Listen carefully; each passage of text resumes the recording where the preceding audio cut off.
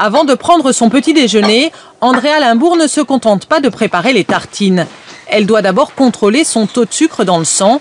Pour cette mère de famille diabétique, c'est une contrainte depuis ses 21 ans. Environ 7 à 8 fois par jour, avant et après chaque repas, et ensuite selon comment je me sens. Une goutte de sang déposée sur une bandelette, puis le niveau de glucose s'affiche directement sur son téléphone. Cette adepte de nouvelles technologies a lâché le carnet papier sur lequel elle inscrivait avant chaque résultat. Ça, c'est le lecteur qui se branche directement sur le téléphone.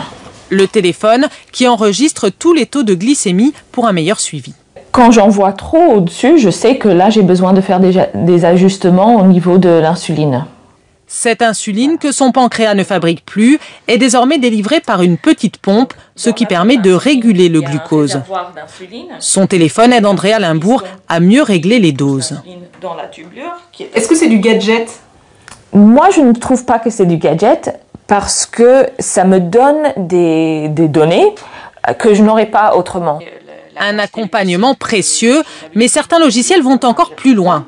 Cette patiente a testé l'un d'entre eux.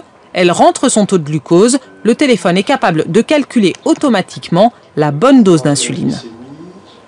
Vous avez un système qui est au fait tout simplement la prescription électronique du médecin, qui est dans la poche du patient et qui lui donne la bonne dose exacte.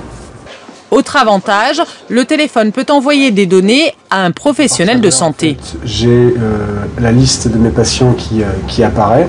Cet infirmier peut consulter leur taux de glucose. Il reçoit un message d'alerte s'ils sont anormaux et appelle si besoin les malades. Étape suivante, que le patient n'ait plus à se préoccuper au quotidien de son diabète. Un capteur mesure en continu le taux de glucose. Les informations sont transmises à un système informatique dans le téléphone qui commande automatiquement la pompe à insuline. Le prototype est actuellement à l'étude. Ce serait une grande avancée vers le pancréas artificiel.